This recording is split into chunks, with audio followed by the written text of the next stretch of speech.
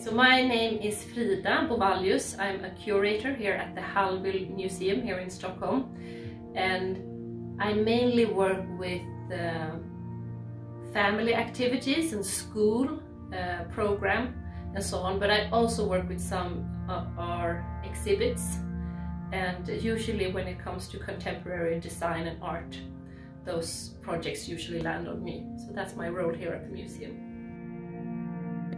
So the Hallwyl Museum is a private home. It's a historic house. It was built in 1898. It was a couple who built this house. They were pretty much the richest couple in all of Sweden. And it was the most modern home in all of Stockholm. It was the first to have electricity everywhere, the first shower in Stockholm. And it's a very, very lavish house. And it also contains a lot of collections, because the wife in this couple, Wilhelmina von Hallwyl, she was a huge art collector. Not only art, it was china, silver, armors and so on. And Wilhelmina decided very early on, the year that they moved in here, that she wanted to turn this into a museum after her death. And what makes this museum so unique is that not only all of these amazing antiquities are still here, but also the everyday objects, the pots, the pans, the brushes and the brooms, everything is still here because she was always thinking about a far distant future. What's going to be interesting for a far distant future? So she even made catalogues where she described everything. It's documented with photography.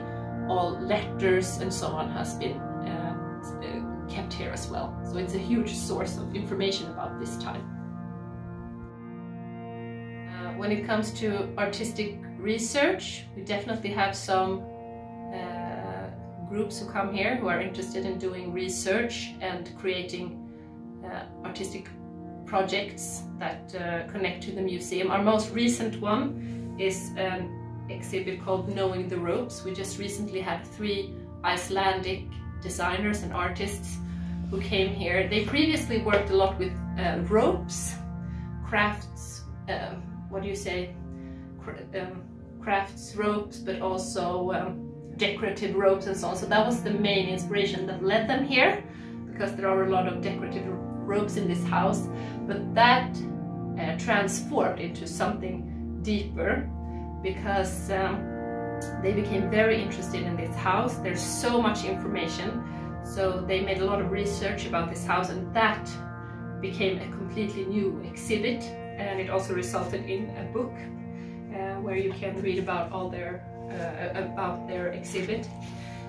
And they were very much inspired by the work of Wilhelmina von Hallwyl. They even used pictures from her catalogues from the early 1900s, which they were inspired by when they made new experimental furniture that are displayed here in the museum right now.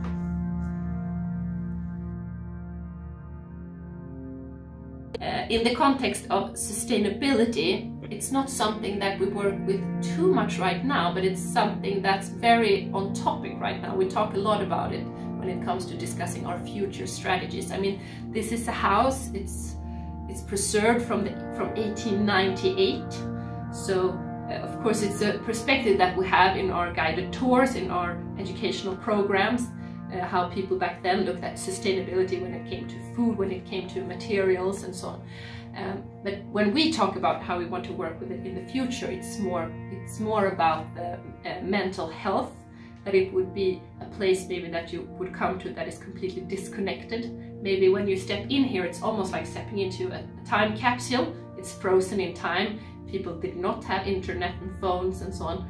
So that's something that we're discussing, that maybe we could have specific times or days when this house would be as disconnected as it was back then. That when you enter this house, it would be really like going back in time and really experiencing how it would be back then. No phones and so on, no computers in sight and so on.